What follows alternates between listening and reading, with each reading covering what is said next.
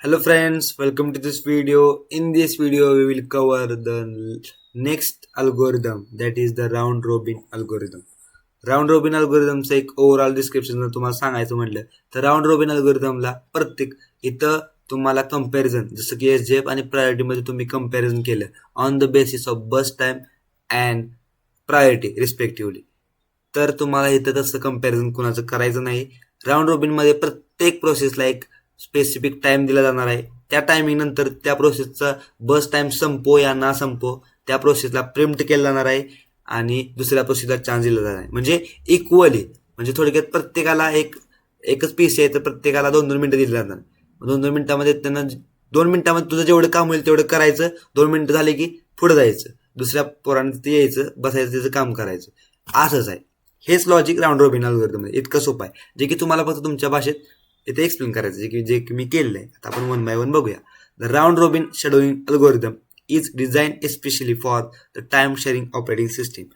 ही जी round robin scheduling algorithm आहे तो खास करून टाइम शेअरिंग ऑपरेटिंग सिस्टीम, ज्याच्यामध्ये टाइम शेअरिंग ऑपरेटिंग सिस्टीममध्ये आपण बघितलं की टाइम क्वांटम व्हॅल्यू असते. प्रत्येक प्रोसेसला एका पर्टिक्युलर टाइमसाठी एक्झिक्यूट केलं जातं. प्रत्येक प्रोसेसला एका टाइम क्वांटमसाठी सीपीयू अलोकेट केला जातो. तर तिथं राऊंड रॉबिन अल्गोरिदम यूज केला जातो शेड्युलिंगसाठी प्रोसेसच्या. तर इट इज प्रिम्प्टिव्ह शेड्युलिंग अल्गोरिदम, जे की प्रत्येक वेळी हे काय करते, प्रिम्प्ट करते. त्याचं काम हो या ना हो, त्याचा एकच फॉर्म्युला आहे. टाइम क्वांटम संपला म्हणजे त्याचं टाइम लिमिट संपलं, 2 सेकंद दिले, 2 सेकंदामध्ये तू करायचं केवढं पण कर, 2 सेकंदानंतर तुला प्रिम्प्ट केलं जाणारच. मग त्यामुळे ह्याला प्रिम्प्टिव्ह शेड्युलिंग अल्गोरिदम सुद्धा म्हणतात. In this each process is allowed to run only for fixed amount of time. प्रत्येक प्रोसेसला एक फिक्स्ड अमाऊंट ऑफ टाइम दिला जाणार आहे रन करण्यासाठी. Small unit of time is called time quantum, जो की प्रत्येक प्रोसेसला जो काही टाइम दिला जाणार आहे त्या टाइम पिरियडला तुम्हाला एक स्पेसिफिक वर्ड दिलेला आहे टाइम क्वांटम, जो की तुम्ही प्रत्येक टाइम पिरियड नाही म्हणायचा, टाइम क्वांटम शब्द यूज करायचा. It is generally from 10 to 100 milliseconds, जो की जनरली दिलेला आहे, स्पेसिफाय केलेला आहे 10 to 100 मिली सेकंड. आता ह्याचं वर्किंग कसं आहे ते ॲक्च्युली आपण बघूया. वर्किंग बघण्याच्या आधी आपण थोडे याची डायग्राम काढले. या डायग्रामवरच मी वर्किंग सांगितलेलं आहे. आधी डायग्राम बघूया. न्यू प्रोसेस या साईडून, हा जो ॲरो दिला आहे या साईडून न्यू प्रोसेस तुमच्या जाणार, 1 by 1 जाणार रेडिक्यूमध्ये. रेडिक्यू भरला. आता टाइम क्वांटम समजा 2 सेकंदाचा इथं ठरला टाइम क्वांटम, तर ए जाणार सीपीयूला अलोकेट होणार 2 सेकंदासाठी. जर समजा एचा बस टाइम 2 सेकंद असला तर तिचा जॉबच कम्प्लीट झाला ना तो. आणि जर एचा बस टाइम 10 असला तर एला परत टाइम आउट झाला, खाली गेली, परत ती प्रिंट केली आणि परत बॅक ऑफ द रेडिक्यू, म्हणजे परत सगळ्यात रेडिक्यूच्या सगळ्यात शेवटला आणून ठेवली आणि नंतर बीला चान्स दिला. नंतर बी गेली सीपीयूकडे. सीपीयू 2 सेकंद त्याचं टायमिंगच आहे, 2 सेकंद फक्त वापरायचं सीपीयू. समजा टाइम आउट झाला 2 सेकंदाला आणि त्याचं जरी काम राहिलं असलं, कारण बस टाइम समजा बीचा अजून 12 असेल आणि 2 सेकंदचं फक्त काम झालं तर राहिला 10 सेकंद. मग 10 सेकंदसाठी परत त्याला वेट करावं लागणार, परत तिला प्रिंट केलं, परत ॲट द बॅक ऑफ रेडिक्यूमध्ये टाकलं. हेच लॉजिक आहे, हेच वर्किंग आहे. आता आपण 1 by 1 लाईन बाय लाईन बघूया. हे रेडिक्यू is treated as a circular Q, जे की काय होतं, रेड सर्क्युलर क्यू हे इथून स्टार्ट होते, इथून इन होते आणि सर्क्युलर क्यू मधून परत जिथून इन झाली तिथंच परत ती पहिली प्रोसेस मागे येते. If process does not complete its work within its time quantum, the system preempts it and gives processor to next waiting process. जे की तुम्हाला मी सांगितलं, प्रोसेसनं जर त्याचं काम दिलेल्या टाइम क्वांटममध्ये नाही केलं तर सिस्टीम तरी सुद्धा तिला प्रिम्प्ट करतेच आणि प्रोसेसरला नेक्स्ट प्रोसेस देते, जी की वेटिंगमध्ये, जी की ए संपली, ए नंतर बीला चान्स दिला. Then preempted process placed by system at the back of ready queue, जे की तुम्हाला सांगितलं, जसे या प्रोसेस पुढे जाणार तसे ही सुरुवातीच्या प्रोसेस बॅक ऑफ द रेडिक्यूला येणार. हेच लॉजिक आहे. याचा ॲडव्हान्टेज काय, it is effective for general time sharing operating system, जे की तुम्हाला मी सांगितलं, ही डिफाईनच केलेली आहे टाइम शेअरिंग ऑपरेटिंग सिस्टीमसाठी. RR म्हणजेच round robin increases fairness among process. Fairness म्हणजे काय, सगळ्यांमध्ये इक्वॅलिटी, म्हणजे प्रत्येक प्रोसेसला इक्वल चान्स भेटणार इथं एक्झिक्युशनसाठी, म्हणजे कुणाला कमी कुणाला जास्त असं नाही, फेअरनेस भेटणार प्रत्येक प्रोसेसमध्ये.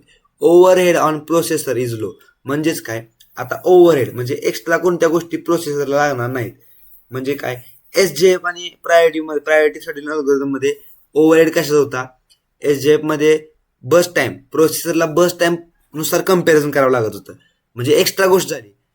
आणि प्रायोरिटी शेड्यूलिंग अल्गोरिदम मध्ये प्रोसेसरला प्रायोरिटीनुसार कम्पॅरिझन करावं लागतं प्रोसेसचं, आणि मगच त्यांना शेड्यूल करावं लागत होतं.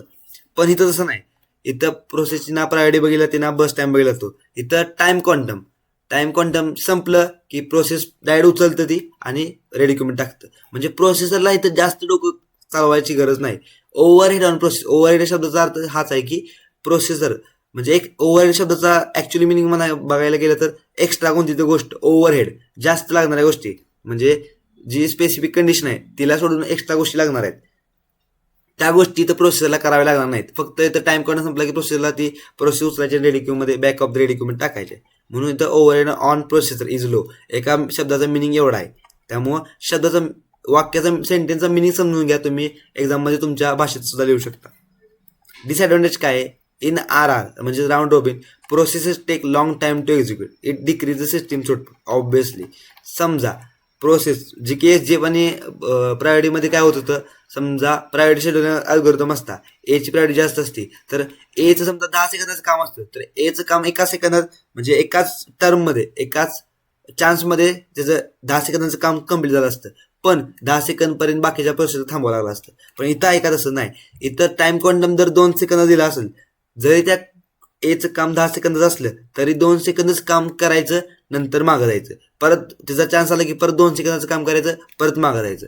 म्हणजे ह्यामुळे काय होणार आहे, प्रोसेसला जास्त टाइम लागणार आहे त्यांचं काम करण्यासाठी. It required extra hardware timer. इथं फक्त ओव्हरहेड जास्त कशाचं आहे की तुम्हाला टायमर, जे की तुम्ही टाइम क्वांटम सेट केलाय प्रोसेसरसाठी, की प्रोसेस टाइम क्वांटम संपला की लगेच ती प्रोसेस उचलणार आणि ready queue back of the ready queue मध्ये टाकणार. मग तो फक्त जास्त लागणार आहे इथं. In RR round robin care should be taken while choosing the quantum value.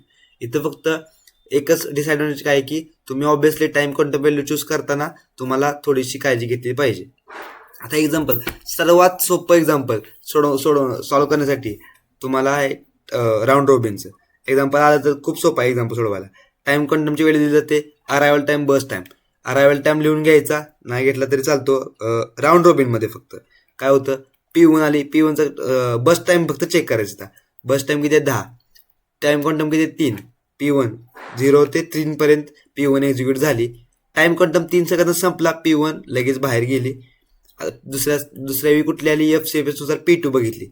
P2 आली, P2चं बस टाइम आहे 4 सेकंद झाली. इथं बघा फक्त 3 सेकंद एक्झिक्यूट झाली, 4 सेकंद नाही झाली, 1 सेकंद राहिला यायचा. मग परत ती रेडी क्यू मध्ये गेली, P3 आली. नेक्स्ट प्रोसेस P3चा बस टाइम 5 आहे, तरी पण ती 3 सेकंद. प्रत्येक प्रोसेस 3, 3, 7, 3, 9, 3, 12, 15 प्रत्येकाचा डिफरन्स 3 आहे. आता तुम्ही म्हणशाल तर इथं एक 15 आणि एक 16 असं का. P2चा बस टाइम तुम्ही म्हणला 4 आहे, पण त्यातलं 3 सेकंद ऑलरेडी त्याने एक्झिक्युशन केलेलं आहे, राहिलाय फक्त 1 सेकंद. मग जेव्हा P2चा डबल चान्स आला इथे P2 मध्ये इथे, तेव्हा P2 फक्त 1 सेकंद जो त्याचा टाइम राहिलेला एक्झिक्युशनचा तेवढाच फक्त त्याने एक्झिक्यूट केला, 15 आणि 1 16. मग 16 नंतर परत P3चं एक्झिक्युशन 5 - 3, इथं 3 सेकंदाचं P3चं एक्झिक्युशन, 6 ते 9 मध्ये P3चं एक्झिक्युशन 3 सेकंदाचं झालं. मग राहिला फक्त 2 सेकंदाचं काम त्याचं. मग 2 सेकंदाचं कामसाठी P2 16 ते 18 मध्ये P3चं परत काम संपलं. मग राहिलं परत 18 ते 22 P1चं एक्झिक्युशन राहिलेलं. आता सगळ्या प्रोसेस संपल्या, राहिलं फक्त P1चं एक्झिक्युशन किती राहिलेलं, इथं एकदा एक्झिक्यूट झाला, इथे एकदा एक्झिक्यूट झाला, इथं एकदा आणि इथे एकदा, म्हणजे 3 आणि 3 6. मग राहिला 10 6 गेले 4 सेकंदाचा बस टाइम राहिलेला.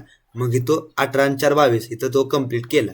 इतकं सोपं एक्झाम्पल आहे. आणि टर्न अराउंड टाइम आणि वेटिंग टाइम, जे की तुम्ही प्रत्येक एक्झाम्पलमध्ये तुम्हाला सांगत आलोय की completion time minus arrival time, turn around time minus burst time. Completion time थोडक्यात पहिला P1चा कम्प्लिशन टाइम कधी आहे, P1 आल्या 0ला, पण इथं अरायवल टाइम पण दिलाय, इथं अरायवल टाइम चेक करायचा, दिला असला तर तोच वापरायचा, इथला बघायचा नाही.